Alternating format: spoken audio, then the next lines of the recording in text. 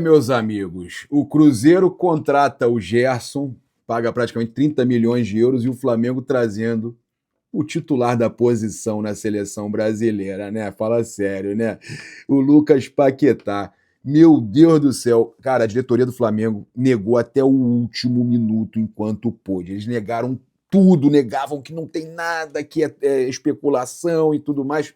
Mas tem um motivo. A Raíza Simplício trouxe isso. O motivo que eles estavam no pouco provável era a questão financeira. Era para o Flamengo não pagar mais caro do que deveria, né? Porque com a pressão da torcida que quer muito o retorno do Lucas Paquetá, o West Ham fica, vocês querem muito, então vai pagar muito, né? Então o Flamengo tentou de todas as formas deixar baixo. E quando alguém perguntava, não procede, não tem nada, foi na janela anterior, foi no ano anterior, acreditamos que somente num próximo contrato que o Lucas Paquetá venha para cá, vai ter portas abertas e tal, mas, meus amigos, era agora, né? Os torcedores estão aqui, né? Chupa Marcão, atleta Marcão. Na verdade, tem que agradecer, levou o Gerson lá pro Cruzeiro e a gente está trazendo, se Deus quiser, o Lucas Paquetá, né, cara? Seria a maior contratação aí. Torcedores postando, né? O Paquetá cantando, ó.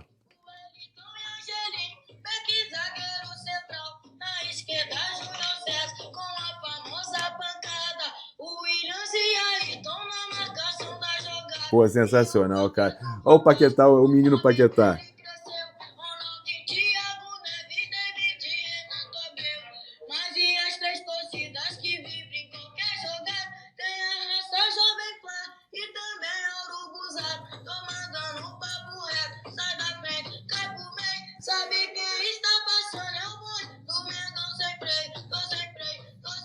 Caraca, eu não acredito, cara. O cara é muito Flamengo, tá vindo de volta. Não é possível.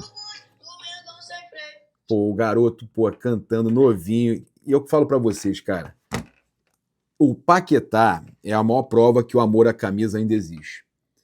Essa vinda do Paquetá, ele forçando lá, como diz o Fabrício Romano, olha só, a notícia do Fabrício Romano, here we go. Lucas Paquetá chegou a um acordo com o Flamengo em termos pessoais, tudo feito pela parte do jogador. Tudo certo entre o jogador e o Flamengo, tudo certo entre eles, falta só com o West Ham, só. Questão financeira, né? Pagamento, parcelamento e tudo mais. Paquetá quer voltar ao Brasil e a conversa está aberta com o West Ham, tá? A gente tem também que ele falando que ele está pressionando para voltar. Então o Paquetá quer voltar para sua casa. A Raíza Simplício trouxe uma informação que vai muito parecida com a nossa sobre o Flamengo tentar evitar, né, que o negócio tivesse uma proporção maior. O Flamengo está em negociações com o West Ham por Lucas Paquetá. Info noticiada na imprensa estrangeira e confirmada por mim, a gente confirmou também. A negociação é considerada complexa pelas cifras envolvidas e os rubro-negros pregam cautela. Mas o negócio está avançando, meus amigos. O Flamengo deve tentar um parcelamento junto ao West Ham, e tem contratação já acertada hoje, a segunda contratação já acertada hoje também, que a gente vai falar aqui agora, mas eu quero só trazer aqui também que até o GE, tá? O Globo Esporte já trouxe aí, ó, negociação avançada. Flamengo acertou termos com o Lucas Paquetá e recebeu o sim para o retorno para o Ninho do Urubu. O clube agora precisa negociar com o West Ham da Inglaterra. É uma vontade do Paquetá que o negócio se concretize. Ele pediu para ser deixado de fora da partida contra o Queens, o time do Queens, né? Pela FA Cup. A informação foi trazida inicialmente pelo The Guardian e confirmada pelo GE, confirmada pelo Fabrício Romano também, né? O Flamengo afirmou que não vai comentar o assunto oficialmente, tá? A gente, então, trazendo aqui essa informação agora, né, importante do Flamengo acertando tudo, né, com o Lucas Paquetá. O Flamengo se acertando com o Lucas Paquetá e a gente torcendo muito para isso acontecer, porque seria um upgrade, né? Esse cara, para mim, tá acima do Gerson. Cara, o Flamengo subiria de patamar. Eu achava que nesse momento ia ser muito difícil o Flamengo ainda subir mais de patamar. O Flamengo ganha muito mais opção. É impressionante, tá? O Flamengo, perto de contratar o Paquetá, parece um sonho. E ainda vai contratar um atacante. O Flamengo tem dinheiro para trazer um Paquetá e ainda trazer um atacante. A questão agora toda, gente, a cautela do Flamengo que a Raíza fala, é porque os valores podem ser muito altos e o Flamengo quer tentar diminuir ao máximo. Pode ser que envolva ainda algum jogador. O Flamengo está negociando, tá? O acerto com o Paquetá, o sim do Paquetá, o Flamengo já tem, tá? Isso é o mais importante. O jogador quer voltar e está pressionando e o desejo do jogador conta muito.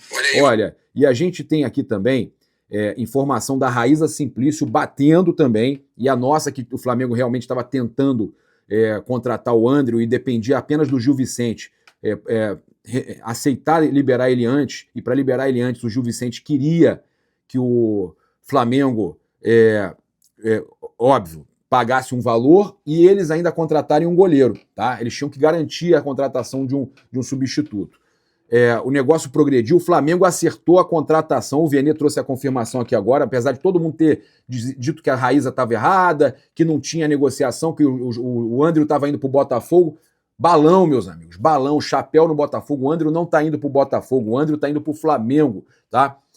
Eles estão lá garantindo a contratação de um goleiro, o Gil Vicente, e vão liberar o André por 1,5 milhão de euros, tá? Para anteciparem, ele que já tinha um pré-contrato com o Flamengo acertado, mais 10% numa venda futura, e aí vão estar recebendo esses valores e liberando o jogador antes para o Flamengo. E a previsão de chegada do André no Rio de Janeiro já na terça-feira.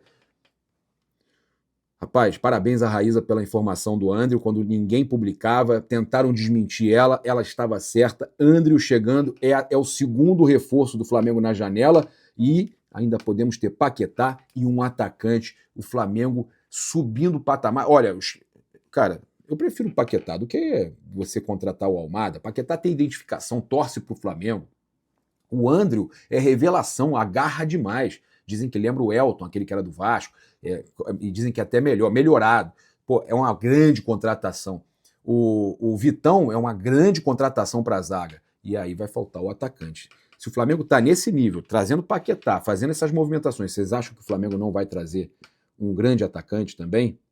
Deixar aqui vocês agora com um corte sobre questão de estratégia do Abel Ferreira. A gente vai falar sobre isso, esse negócio de falar de novo de arbitragem e tudo mais. Tão desesperados com o Mengão, desesperados com o que o Flamengo está fazendo no mercado e tudo mais. Vamos ver o que o David Sharp com a gente aí falou sobre isso.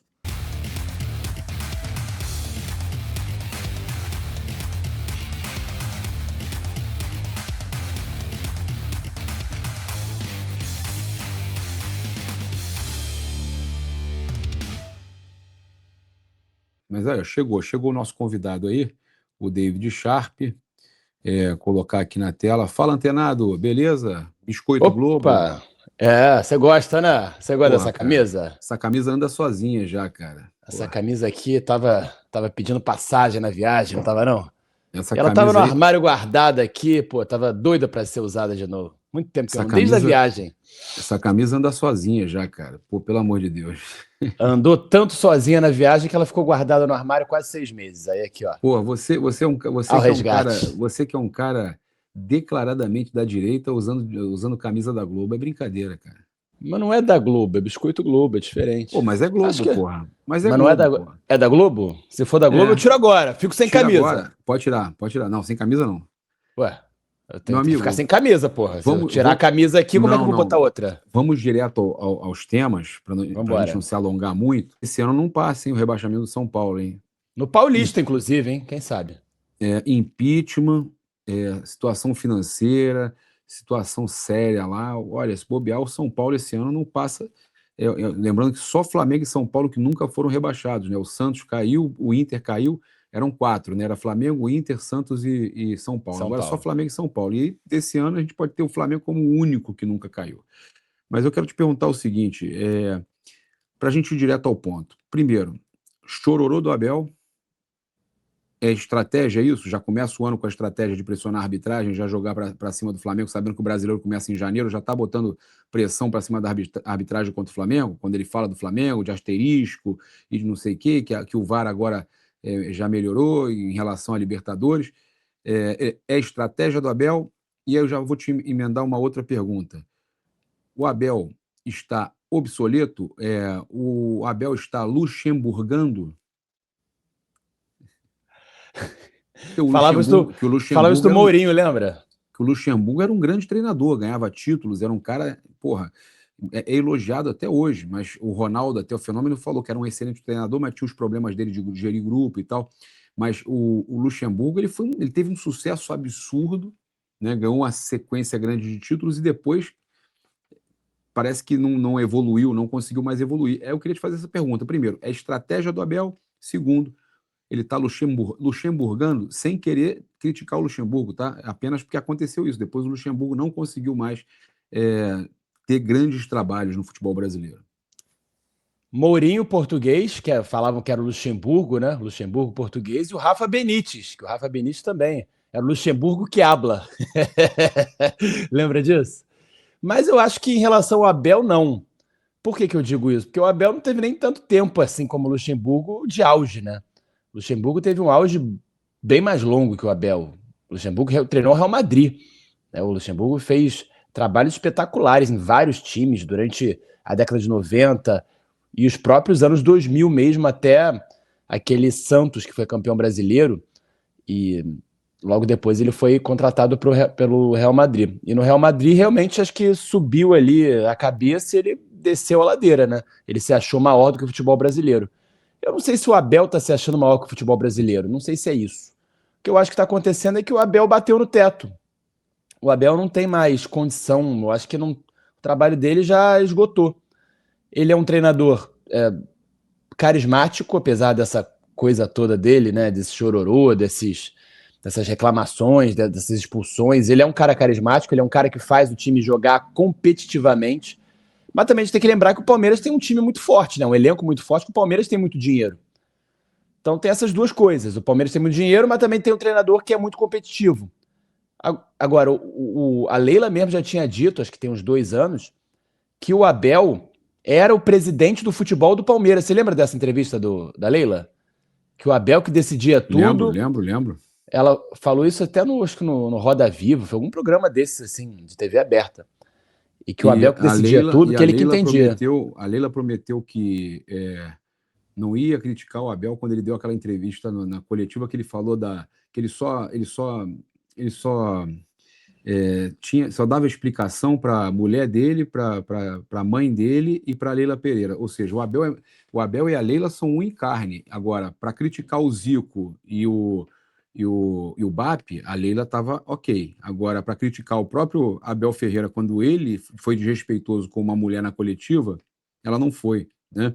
E até para a gente... Vou encerrar rápido esse assunto, mas para mim falar de um aspecto físico de uma outra pessoa, falavam para vários homens também.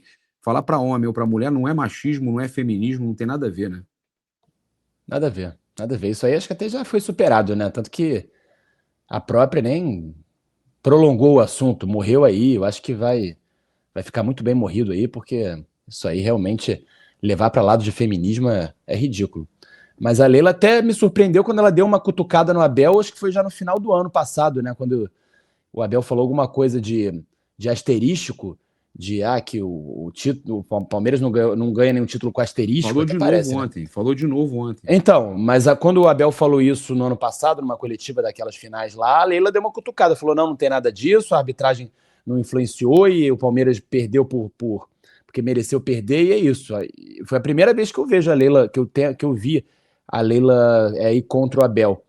Mas a Leila realmente é dependente, assim, total do trabalho do Abel, né? Porque o Abel chegou, se não me engano, antes da Leila ser presidente, né? O Abel chegou em 2020, não era a Leila presidente ainda. Acho que ainda era o como é que era o nome? Era o Gagliotti? Ele Gagliotti, perde, né? inclusive, para o Defensa e Justiça a Recopa, se não me engano, o Abel. Ele chega a perder alguns títulos importantes. Perdeu vários no Allianz Parque, inclusive. Naquele ano, então, que o Palmeiras acabou campeão com a entregada do Andreas, o Palmeiras foi eliminado, campeão da Libertadores, o Palmeiras perdeu a Recopa Sul-Americana, perdeu a Copa do Brasil em casa para um time pequeno, acho que foi o Ituano, perdeu a própria... teve outra competição paulista em casa também, foram vários títulos que o Palmeiras perdeu naquele ano. Foi eliminado por São Paulo, se não me engano, na Copa do Brasil. Foi outro ano, foi depois isso. Aquele 2021, não. O Palmeiras passa muita vergonha também, cara. Muita vergonha. E é isso que eu tava dizendo aqui. O Abel, ele tem a capacidade de ser carismático acredito que sim, o grupo gosta dele, que isso para mim é o mais importante para um treinador, é você gerir bem o grupo. Eu acho que o grupo, sim, pelo que eu ouço falar aí direto, na maioria dos casos, os jogadores gostam dele, ele consegue gerir bem o elenco e ele faz o time ser competitivo.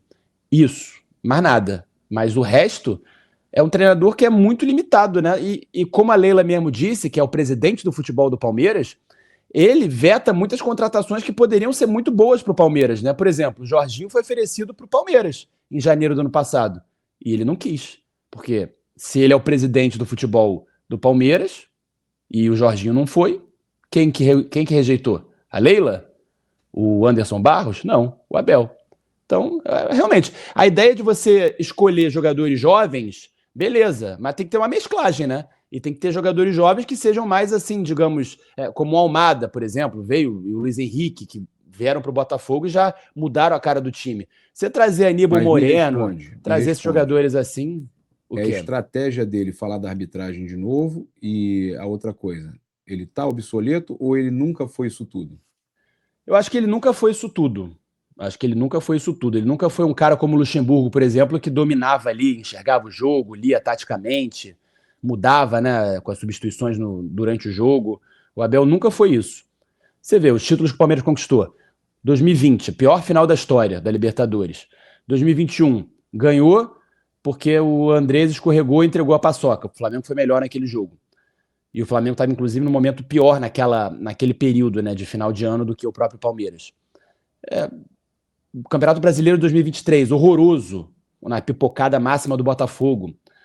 Enfim, os títulos do Abel, assim, a maioria foram muito aleatórios, digamos assim, para um elenco que o Palmeiras tem. Então não é que ele Luxemburgou, porque o Luxemburgo realmente era muito bom e caiu. O Abel, acho que ele bateu no teto no Palmeiras. Eu acho que ele nunca foi isso tudo. Ele tem as virtudes dele que eu falei, mas nunca foi um cara assim excepcional, tipo um Jorge Jesus, não se compara. E você falar ano agora, né? E nesse ano agora ele teve 700 milhões em contratação, era para ter, né? Ele não podia ter batido na trave em tudo. Contratou um bando de jogador que não era unanimidade, na verdade não é nem unanimidade, né? Não era garantia de nada, né? Vários jogadores aí que, como muita gente falou, são jovens, promissores e tudo mais, mas assim, não tem aquele estofo de chegar e serem decisivos.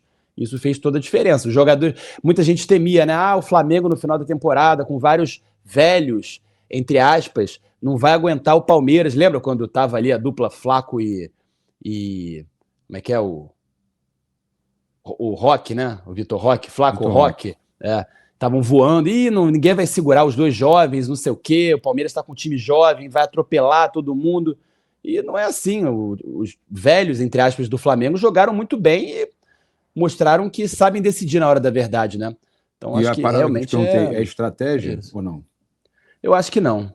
Eu acho que o Abel é sim estrategista. Se a gente for lembrar em 2023, eu que cobria muito o Botafogo também, naquele ano da derrocada, a maior pipocada da história do Brasileirão, o Abel falava isso assim, tipo, já no meio do segundo turno, muito antes do campeonato acabar, ele falava, não, o campeonato já foi, já está decidido, o Botafogo não perde mais esse título. E ele usava isso como estratégia para o Botafogo se sentir muito confiante e acabar tropeçando. E acabou acontecendo. Ele até meio que usou isso parecido no final do ano aqui agora, desse Brasileirão contra o Flamengo, que já tinha ganhado, mas o Palmeiras estava muito mal realmente e nem fez a parte dele, né?